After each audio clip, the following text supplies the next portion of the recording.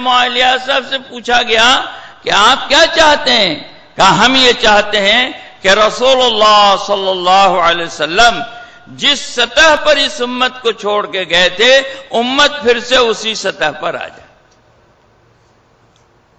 چنانچہ حضرت جی کے شورا کے افراد دھیرے دھیرے گزرتے چلے گئے، 99 تک 5 رہ گئے تھے اور 2014 آتے آتے 12-13 آتے آتے صرف 3 رہ گئے، حاجی عبدالوہاب صاحب، مولانا زبیر صاحب، مولانا صاحب۔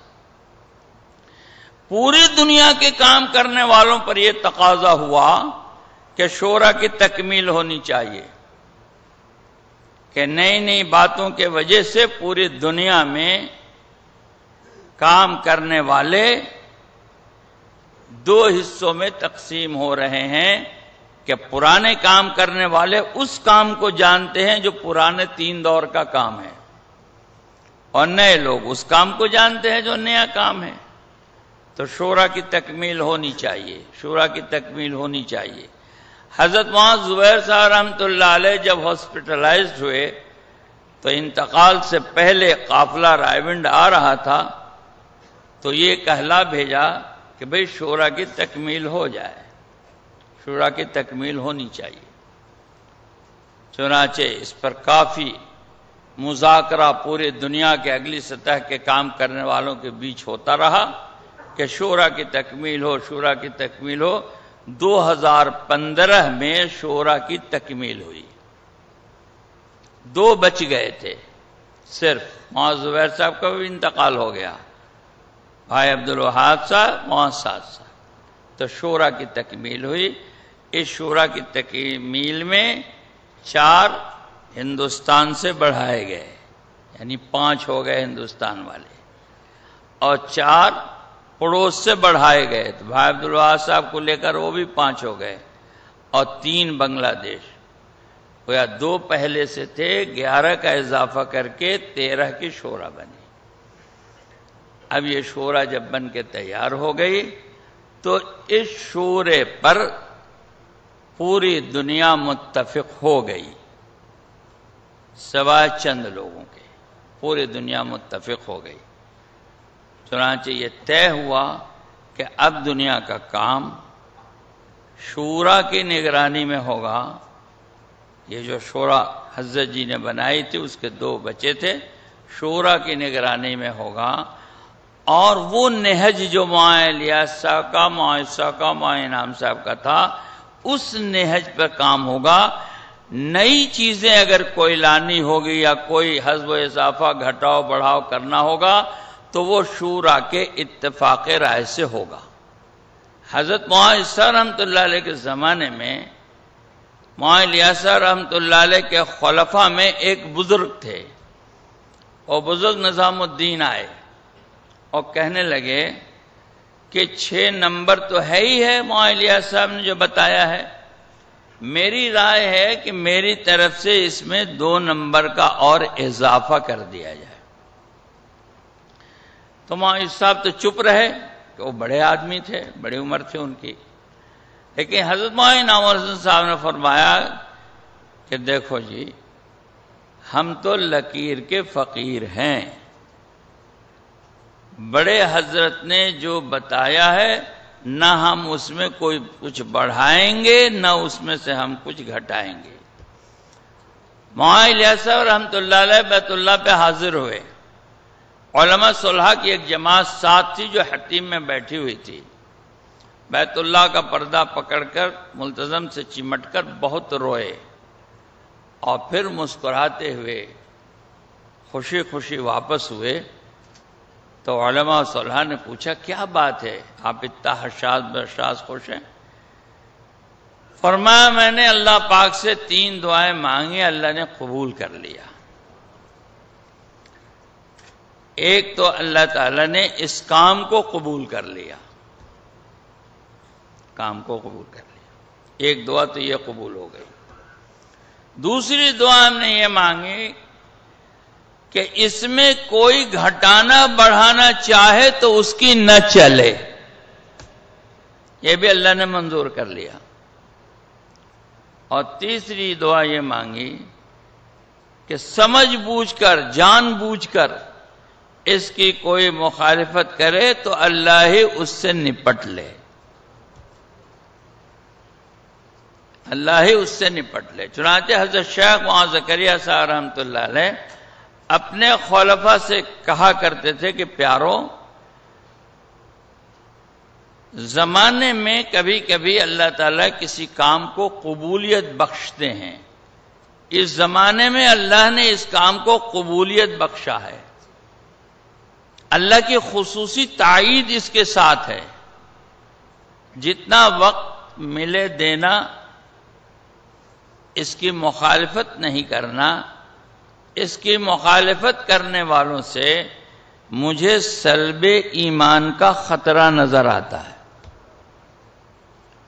اور حضرت شیخ یہ بھی فرمایا کرتے تھے، مجھ پر یہ کام اس طرح کھولا گیا جیسے شاہ ولی اللہ صاحب رحمۃ اللہ علیہ پر حنفیت کھولی گئی، مجھ پر کام اس طرح کھولا گیا۔ تو میرے بھائیو، بزرگوں، دوستو، یہ متفقہ فیصلہ ہے پورے دنیا کے ذمہ داروں کا، کام کرنے والوں کا، کہ پورے دنیا کا کام شورا کے ماتحت ہوگا، شورا کے ماتحت۔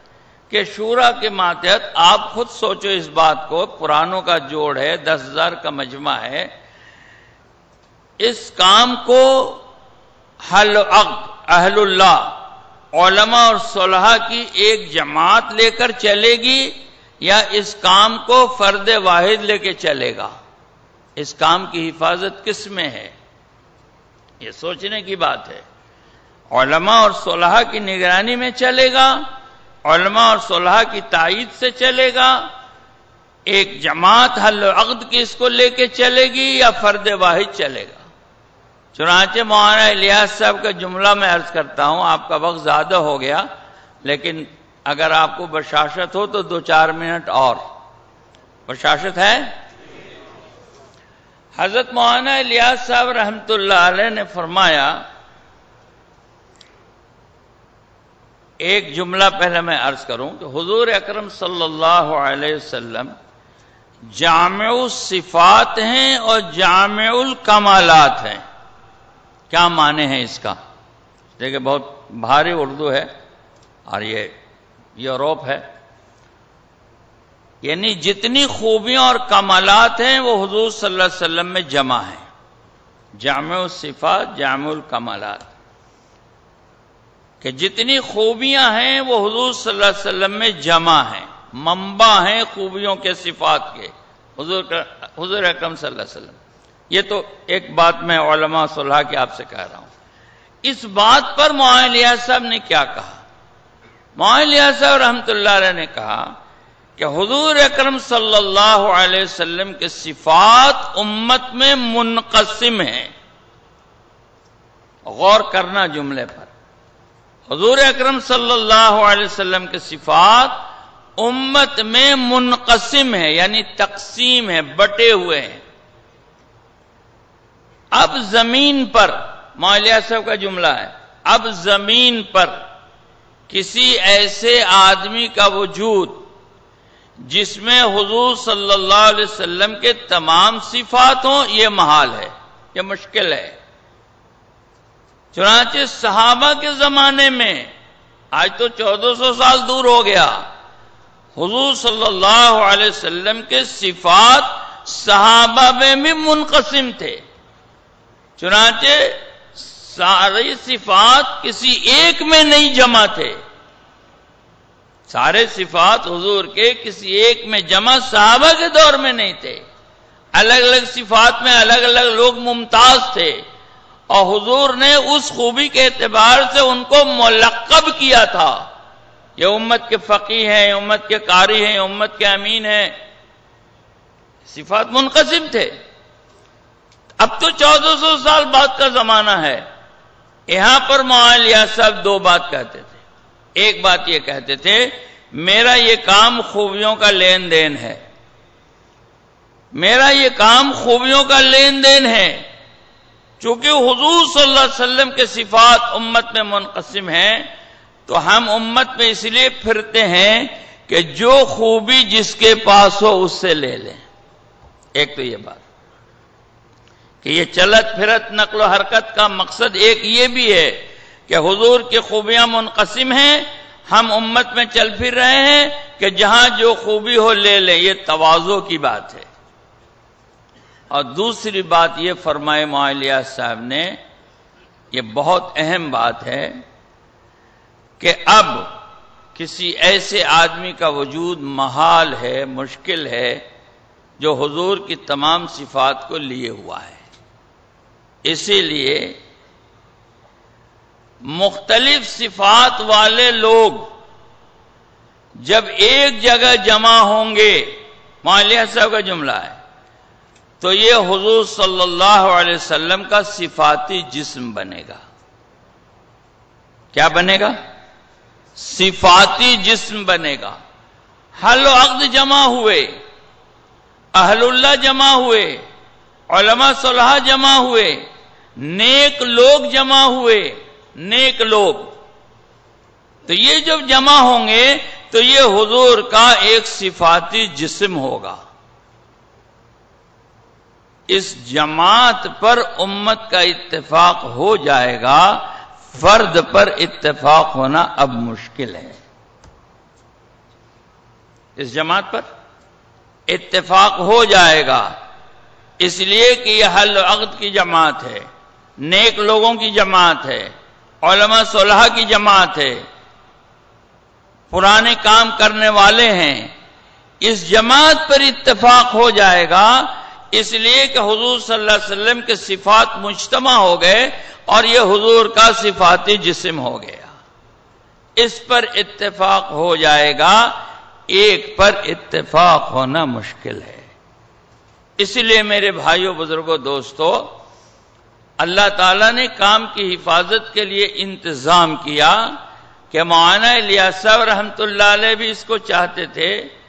انہوں نے بھی اپنی پوری زندگی اس کو برتا کہ علماء اور صلحاء کی نگرانی اور سرپرستی میں کام چلے، اور اسی کے لیے خط بھی لکھا قاری طیب صاحب رحمت اللہ علیہ کو، اور اسی اعتبار سے کام چلتا ہوا یہاں پہنچا ہے.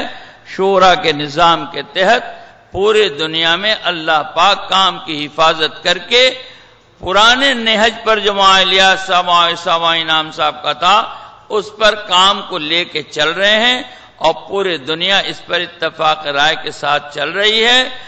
ہم کام کریں، کام ہی جواب ہے تمام چیزوں کا.